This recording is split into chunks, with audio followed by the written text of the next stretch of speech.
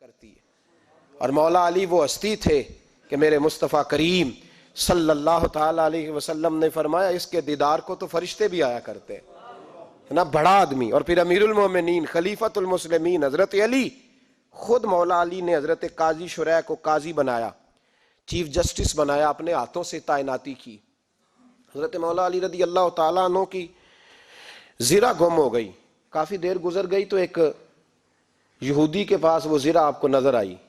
حضرت علی نے ڈائریکٹ اس سے چھین نہیں لیا, حالانکہ امیر المومنین تھے.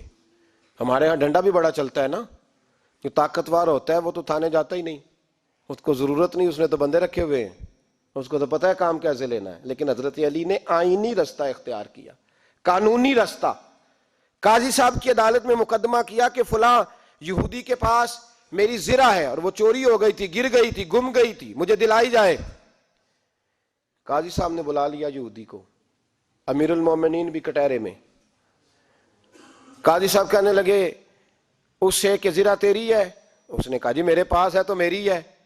قاضی صاحب کہنے لگے حضرت علی سے گواہ آپ کو دینے پڑیں گے کیونکہ مقدمہ آپ نے کیا ہے, اگرچہ وہ امیر المومنین ہے. توجہ ہے بھائیوں کی, سمجھ آ رہی ہے باتوں کی؟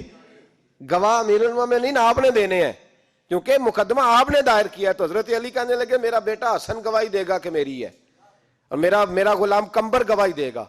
قاضی صاحب کہنے لگے حضور ان کی گواہی درست تو ہے پر میں نہیں تسلیم کرتا, اس لیے کہ بیٹے تو باپ کے حق میں بولا ہی کرتے ہیں, نوکر تو آقاؤں کے حق میں بولتے ہی ہیں, جائیں کوئی غیر جانبدار بندہ لے کے آئیں جو گواہی دے.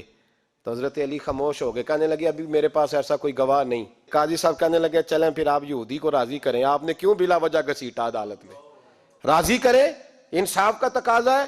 تو حضرت علی قریب گئے, کہنے لگے بھیا ناراض نہ ہونا, زرہ تو میری ہے, ناراض نہ ہونا, میں نے غلط مقدمہ نہیں کیا. وہ علیحدہ بات ہے کہ میرے پاس گواہ نہیں تو میں کوئی بے انصافی نہیں کر سکتا, تو میرے ساتھ چل تجھے کھجوروں کا حلوہ کھلاتا ہوں تاکہ تو راضی ہو جائے. وہ یہودی کہنے لگا میں نے قاضی صاحب کا انصاف دیکھا اور جناب علی کا انصاف کے لیے کھڑا ہونے دیکھا تو میں مولا علی کے قدموں میں بیٹھ گیا. میں نے کہا علی جب تیری یہ شان ہے تو محمد عربی کا کیا مقام ہوگا. میں نے کلمہ پڑھنا شروع کر دیا. دیکھیں نا تقاضا پورا کیا ہے حضرت علی نے. تو وہ کہنے لگا علی تیرے انصاف کے رنگ نے نا, جملہ یاد رکھنا, کہنے لگا یہودی علی تیرے انصاف کے اس رنگ نے میرے دل سے کفر کی میل دور کر دی, تیرے عدل نے میرا کفر توڑ دیا, کفر. لیکن شرط, لیکن نا غریب آدمی ابو ایوب انصاری, ماڑے بندے, اب تو پیر اور مولوی بھی گنجائش نہیں نہ دیتا کسی کو بولنے کی. تو سیاست دان تو اللہ ہی کی پناہ, وہ تو پتہ نہیں کس طرح سوتے ہیں رات کو, اللہ ہی جانتا ہے, پتہ نہیں کس طرح اپنے آپ کو مطمئن کر کے وہ زندگیاں گزار رہے ہیں, خدا ہی بہتر جانتا ہے. حضرت عمر فاروق جیسا دلیر اور جرری آدمی جمعہ پڑھانے مسجد میں داخل ہوئے تو جناب ابو ایوب انصاری دروازے پہ کھڑے ہو گئے, کہنے لگے عمر تیرے نوکر نہیں, ٹائم پہ آیا کر, بڑی دیر سے کھڑے ہیں. کیوں دیر سے آیا ہے؟ بڑے جلالی تھے نا حضرت عمر, لیکن وہ جلالی اس وقت تھے جب کوئی ظلم کرتا تھا, اور ذات کے لیے جلالی نہیں تھے. کب وقت پہ آیا کر, کو ملازم نہیں تیرے. تو سیدنا فاروق اعظم منبر پہ چڑھے اور فرمانے لگے اللہ ابو ایوب انصاری کا بھلا کرے, جب تک اس طرح کے لوگ موجود ہیں کوئی بادشاہ بگڑے گا نہیں, اللہ اس کا بھلا کرے, اس نے میری توجہ صحیح. اور پھر عمر رو پڑے, رو کے فرمانے لگے مسلمانوں معاف کر دو, غلطی کوئی نہیں, میرے پاس کرتا ایک ہی ہے, اور عبداللہ کی ماں نے وہ دھو کے خشک ہونے کو ڈال دیا تھا, غریب ہوں, کرتا دوسرا کوئی نہیں, تو وہ ذرا نا خشک ہونے میں آ کے دیکھ لو ابھی بھی گیلا ہے, مجھے معاف کر دو, میری غلطی نہیں ہے.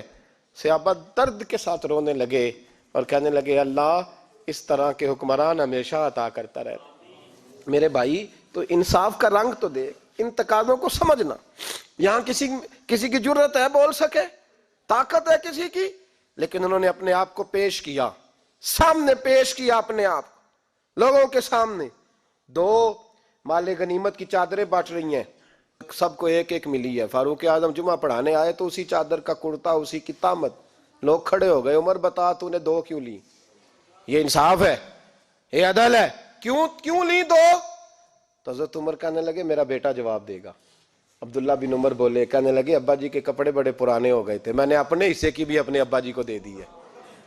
دیکھیں نا یہ انصاف میرے نبی پاک نے کیا ہے, صحابہ نے سیکھا ہے. میں اور آپ تیار نہیں, ہم تیار نہیں انصاف کے لیے, ہمارا مزاج نہیں انصاف کا. ہمیں خود بہت سارا آگے پیش ہو کے رنگ دکھانا پڑے گا, اس کے لیے ہماری تیاری نہیں. اس لیے ہم حکمرانوں کو گالی دے کے چپ کر جاتے ہیں. اس لیے ہم وکیلوں کے کہتے ہیں بکتے بڑا ہیں, جج بکتے, یہ باتیں کر کے ہم خاموش ہیں. ہم پیش نہیں کر پا رہے, ابھی تک ہم اپنے آپ کو کھڑا نہیں کر پا رہے کہ ہم سے مطالبہ کرو انصاف کا, کھڑا نہیں. حضرت سیدنا علی المرتضیٰ شیر خدا رضی اللہ تعالیٰ عنہ فرماتے ہیں بدر کے لیے جب جا رہے تھے تو سواری ایک تھی, سوار تین تین تھے. ایک سواری اور سوار تین تین. فرماتے ہیں نبی پاک صلی اللہ علیہ وسلم نے فرمایا تین تین کٹھے نہ بیٹھنا, دو دو بیٹھیں, سواریوں کو تکلیف ہوتی ہے. قربان جاؤں کیسا رسول دیا ہے جو جانوروں کے حقوق کا بھی خیال فرماتے ہیں صلی اللہ علیہ وسلم. فرمایا دو دو بیٹھیں. حضرت علی کہتے ہیں پہلے میں اور نبی پاک صلی اللہ علیہ وسلم بیٹھے, اور تیسرے ہمارے ساتھ ابو درداء رضی اللہ تعالیٰ عنہ. فرماتے ہیں جا رہے تھے بدر کے لیے, پہلے میں اور حضور بیٹھے, پھر نبی پاک اور ابو درداء بیٹھے. فرماتے ہیں پھر نمبر لگ گیا میرا اور ابو درداء کا, اور مصطفیٰ نے گھوڑے کی لگام تھامی تو حضرت ابو درداء تڑپ اٹھے, کہنے لگے علی نہ طبیعت مانتی ہے, نہ ادب مانتا ہے, نہ عشق مانتا ہے, تو اس طرح کر, میں تو چھوٹا ہوں. آپ کہیے رسول پاک سے, آپ ہر لحاظ سے بڑے ہیں, آپ عرض کیجئے کہ حضور نہ ادب مانتا ہے, نہ عشق مانتا ہے, نہ پیار مانتا ہے, نہ تقاضا ہے, مہربانی کرے آ جائیں. حضرت علی ہاتھ باندھ کے عرض کرنے لگے محبوبہ ٹھیک ہے باری آپ کی پیدل چلنے کی ہے, پر مہربانی کریں, ادب پیار اور محبت مجبور کر رہی ہے. تو حضور نے فرمایا علی چپ کر, میں عدل نہیں کروں گا تو لوگ عدل سیکھیں گے کیسے؟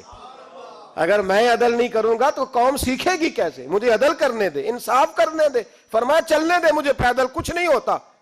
تقاضا عدل جب تک پورا نہیں ہوتا, آپ یقین کریں میرے صاحب کہا کرتے تھے میں عدالت کو عدالت نہیں کہتا, کچہری کہتا ہوں, اس لیے کہ عدالت وہ ہوتی ہے جہاں عدل ہوتا ہے. یہاں تو حال یہ ہے, بتائیے وکیل کو نہیں پتا ہوتا کہ جو میرے پاس آیا یہ غلط آدمی ہے, وہ اس کی حمایت کرتا ہے کہ نہیں, اس کے ساتھ چلتا ہے کہ نہیں, جھوٹ کے ساتھ آخر تک لڑتا ہے کہ نہیں لڑتا. جو گواہ بن کے جا رہے ہوتے ہیں انہیں پتا ہوتا ہے کہ نہیں کہ ہم جھوٹے کی گواہی دینے جا رہے ہیں. تو پھر کیا سارا ظلم حکومتیں کر رہی ہیں؟ معاشرہ بھی تو اپنی ترتیب بدلے نا, لوگ بھی تو اپنا رنگ بدلے نا, لوگ بھی تو طبیعت بدلے نا. کون منتخب کرتا ہے انہیں ظالموں کو؟ عوام, اور پھر اس کے بعد شکوہ بھی عوام ہی کرتی ہے. خدا را تقاضے سمجھو, مزاج سمجھو, طبیعت سمجھو اسلام کی. میرے نبی پاک صلی اللہ علیہ وسلم نے عدل کا بول بالا کیا, ہر مقام پر, ہر نقطے پر. رسول پاک صلی اللہ علیہ وسلم نے عدل عدل اور عدل کی آواز بلند فرمائی. کوئی مقام ایسا نہیں, آپ پڑھیے کتابیں, اگر ایک کلمہ پڑھنے والے اور یہودی کا فیصلہ آیا ہے اور نبی پاک صلی اللہ علیہ وسلم نے یہودی کو حق میں سمجھا ہے تو نبی پاک نے یہودی کے حق میں فیصلہ دیا ہے. وہ منافق بگڑ گیا ہے, حضرت عمر کے پاس گیا ہے, لیکن حضور نے فرمایا جہاں جاتا ہے جا, فیصلہ وہی کیا جائے گا جو عدل پہ مبنی ہوگا, جو انصاف پہ مبنی ہوگا. ہماری طبیعتوں کے اندر سے وہ جو جس سٹیج پہ کو بیٹھا ہے وہ وہاں بڑا ہے, وہ جہاں بیٹھا ہے وہ سلطنت کا مہاراجا ہے. وہ کہتا ہے نہیں نہیں میرے پاس سارا کچھ ہے, یہاں تو میں اختیارات استعمال کروں گا, وہ استعمال نہ ہوئے تو پھر دولت استعمال کروں گا. تو جب اجتماعی مزاج قوم کا بگڑتا ہے, پھر معاشرے میں ناانصافی عام ہوتی ہے, پھر ظلم عام ہوتا ہے, پھر بے رہ روی کا شکار. اور میرے نبی پاک صلی اللہ علیہ وسلم کی حدیث سن لے, ذرا جا کے سننا یہ والی روایت, اور اسے یاد کر لینا, اس کا رٹا لگا لینا. حضور نے فرمایا تھا جس معاشرے میں بے حیائی عام ہوگی وہاں ایسی بیماریاں پیدا ہوں گی جن کا علاج ہی کوئی نہیں ہوگا. اور حضور نے فرمایا جس قوم کے اندر انصاف نہیں ہوگا وہاں قتل عام ہوگا.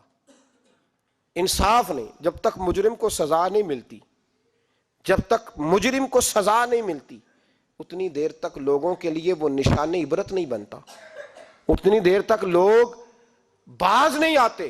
یاد رکھیں جب انصاف ہوگا, عدل ہوگا, اور عدل کرنے والے جب عدل کریں گے اور انصاف کا دامن تھامیں گے. پہلی بات تو یہ ہے کہ ہم اپنے آپ سے ورا کریں بہت ساری چیزوں کو. ہم دیکھتے ہیں حکومت نے چھوٹی چھوٹی کمیٹیاں بنا دی ہیں مصالحتی کمیٹیوں کے لیے, بین المذاہب کمیٹیاں, بڑا کچھ بن گیا ہے, لیکن